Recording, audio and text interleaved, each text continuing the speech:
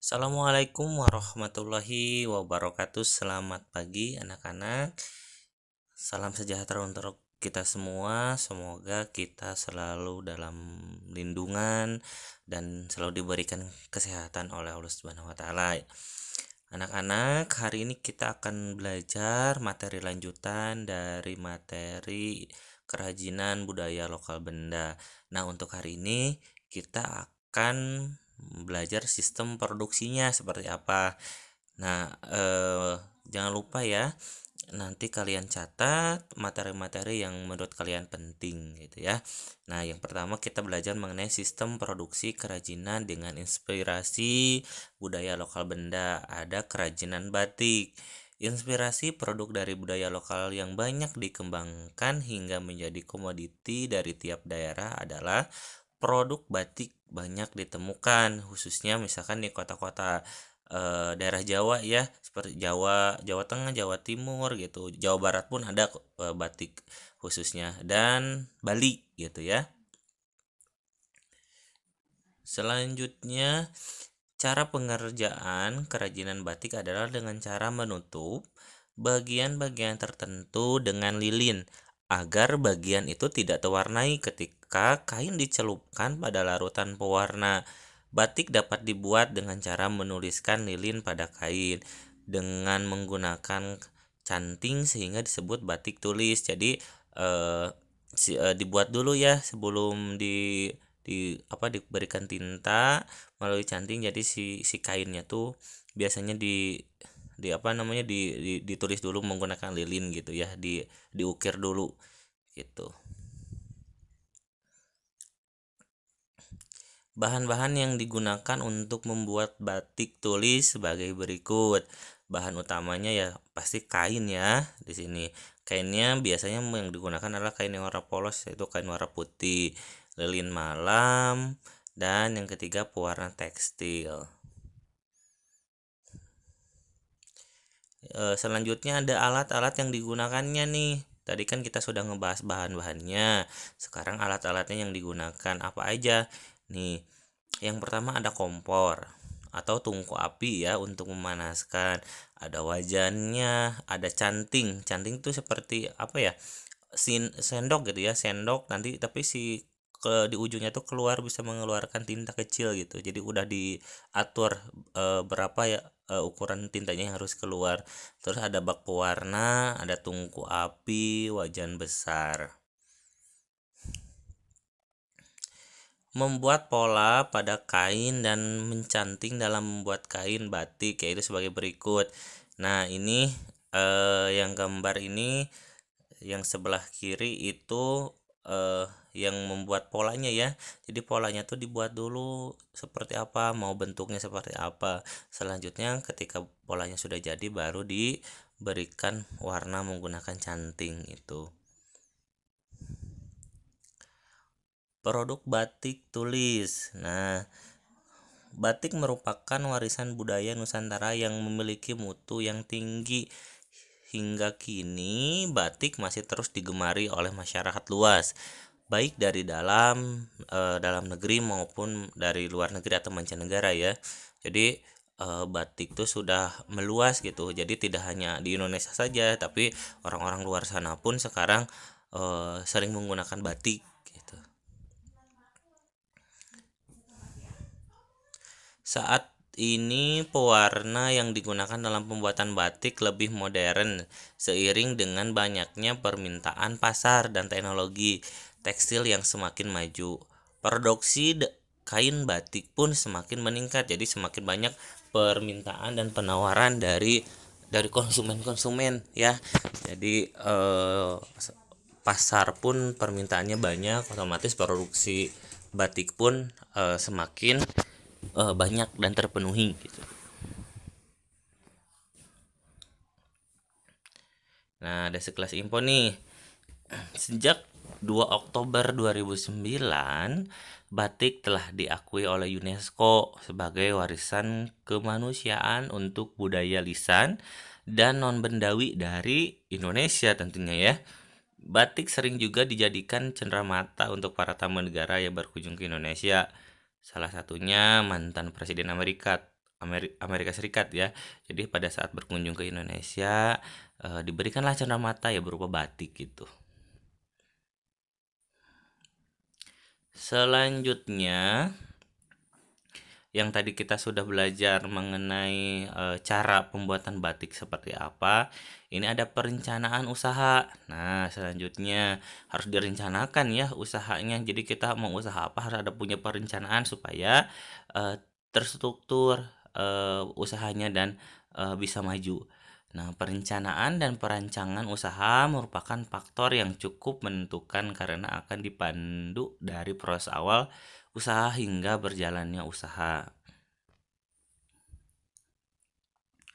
Perancangan desainnya, ya ini untuk perancangan desain produk kerajinan umumnya fokus pada fungsi pokok benda kerajinan yaitu fungsi pakai atau terapan dan kebutuhan untuk keindahan atau estetika gitu ya. Nah, jadi ini umumnya fokus pada benda kerajinan ya fokusnya pada fungsi gitu. Fungsinya seperti apa, fungsinya untuk apa gitu. Ada yang fokus terhadap pakai, terapan atau juga untuk keindahan gitu. Sistem produksi merupakan suatu rangkaian dari beberapa elemen yang sering berhubungan dan saling menunjang antara satu dan yang lainnya untuk mencapai suatu tujuan tertentu. Salah satu contohnya yaitu lingkungan kerja dari para karyawan. Jadi sangat menjadi faktor utama gitu ya dalam suatu produksi bahwa lingkungan kerja dari para karyawan itu sangat diutamakan karena mereka yang memproduksi suatu kerajinan tersebut. Selanjutnya, pengelolaan sumber daya usaha kerajinan. Entrepreneur ya atau wirausahawan menurut ensiklopedia itu dapat didefinisikan sebagai seseorang yang berani mengambil resiko katanya ya. Seorang wirausahawan itu dengan menyatukan berbagai fungsi produksi termasuk modal, bahan baku, tenaga kerja dan menerima imbalan dalam bentuk laba dari nilai pasar yang dihasilkannya. Jadi seorang wirausahawan itu harus berani mengambil resiko, mau berhasil atau tidaknya dia siap menanggung hal tersebut gitu.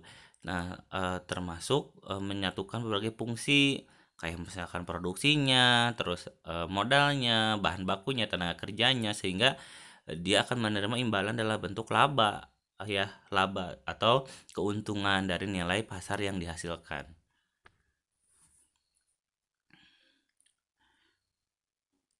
Manusia, faktor yang paling menentukan keberlangsungan usaha adalah manusia.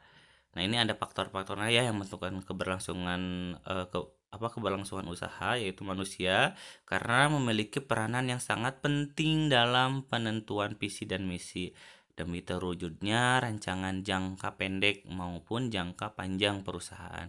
Karena manusia adalah makhluk pekerja gitu ya. Faktor utamanya yaitu manusia. Selanjutnya ada dana atau keuangan. Nah, uang merupakan salah satu unsur yang tidak dapat dipisahkan dari kehidupan manusia. Uang merupakan alat tukar dan alat pengukur nilai. Pengertian uang dalam ekonomi tradisional didefinisikan sebagai alat tukar yang dapat diterima secara umum. Jadi, yang kedua adalah dana atau keuangan. Ya, ini wajib ada gitu ya, tidak bisa dipisahkan dari kehidupan manusia karena uang ini digunakan sebagai alat tukar untuk alat tukar untuk menilai sesuatu gitu. Selanjutnya, transaksi jual beli terjadi karena ada kesepakatan dari kedua belah pihak ya dari antara si penjual sama si pembeli. Oleh karena itu, uang merupakan unsur yang penting dalam mencapai tujuan karena segala sesuatu harus diperhitungkan secara rasional.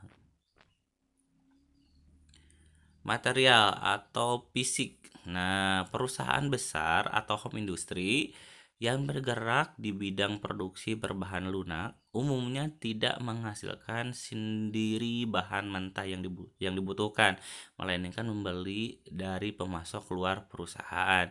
Ini untuk home industry yang perusahaannya bergerak di bidang lunak gitu ya. Jadi tidak menghasilkan bahan, tapi bahannya dia membeli dari perusahaan-perusahaan lain, baru bisa diproses di perusahaannya dia sendiri gitu ya. Nah, seorang manajer berusaha untuk memperoleh bahan mentah yang berkualitas, baik dengan harga yang relatif murah, dengan menggunakan cara pengangkutan yang juga tidak memakan biaya biaya banyak dan tentunya aman gitu ya. Nah, yang keempat, tadi kan ada manusia ya, ada uang, terus ada material, sekarang ada teknologi atau peralatannya. Nah, untuk teknologi ini pada industri kerajinan dengan bahan lunak, khususnya keramik misalnya ya, peranan mesin pengolahan tanah liat sangat penting di samping menggantikan tenaga manusia. Mesin memiliki peranan mempercepat proses pengolahan material. Jadi material yang sudah disediakan itu pasti diolah ya. Nah, untuk mempercepat produksi pasti suatu perusahaan itu membutuhkan peralatan atau teknologi-teknologi yang sangat canggih gitu. Paham ya? Selanjutnya, menentukan fungsi dan kualitas produk kerajinan. Yang pertama, untuk menentukan misalkan produknya tuh bagus atau enggak, dilihatnya dari mana sih gitu sisinya. Nah, yang pertama ada dari bentuk. Seorang perajin harus menguasai unsur-unsur seni seperti garis, tekstur, warna, ruang, bidang, serta prinsip-prinsip seni seperti irama, keseimbangan, kesatuan, harmonis, kontras, dan sebagainya. Yang kedua, fungsinya. Sebelum produk kerajinan diproduksi, seorang perajin harus mampu menghubungkan antara bentuk dan fungsi sehingga karya yang dihasilkan dapat memenuhi fungsinya dan bentuknya tetap indah. Jadi kalau yang misalkan produk kerajinan yang dibuat itu harus ada nilai fungsinya. Ini buat apa nih produknya gitu ya. Gitu. Selanjutnya, pemasaran produk kerajinan. Nah, setelah kita tadi sudah mengetahui beberapa faktor untuk menciptakan suatu produk, terus di sini Bapak akan menjelaskan gimana sih cara pemasarannya gitu ya untuk memasarkan si produk tersebut. Dalam konsep strategi pemasaran, pada umumnya dikenal 4P nih adalah sebagai berikut nih. Jadi ada 4P, dikenal sebagai 4P dalam strategi pemasaran. Yang pertama ada produk, price, promotion. Jadi ada produk, barang, dan jasa. Ada harganya, ada tempatnya di mana, tentunya ada promosi gitu ya.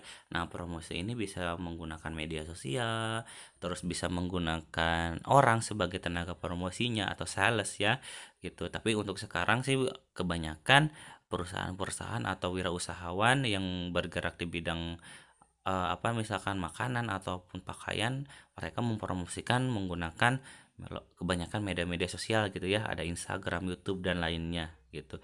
Dan tentunya harga pun harus dicermati gitu ya. Harus disurvei dulu nih produk yang kita buat dengan produk yang lain gitu, apakah harganya harus sesuai dengan kualitas barang gitu. Jadi jangan sampai kualitasnya biasa saja tapi harganya terlalu mahal. Jadi harus bisa disesuaikan gitu. Tempat kan, kalau kasih ini tempat harus diciptakan tempat yang mudah terjangkau, strategis gitu ya. Nah, ini adalah 4P, 4 konsep pemasaran, strategi pemasaran gitu. Ada produk, harga, tempat, dan promosi. Selanjutnya, nah, evaluasi kegiatan usaha kerajinan.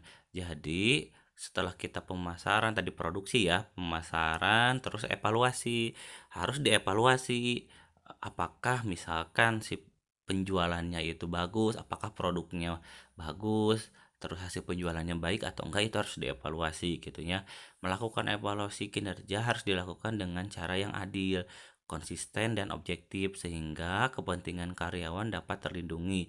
Evaluasi kinerja dapat dilakukan dengan rapat dalam satu ruangan. Biasanya yang melakukan evaluasi ini tim-tim manajerial gitu ya, orang-orang yang atas, manajemen atas, jadi bukan orang-orang produksi gitu ya.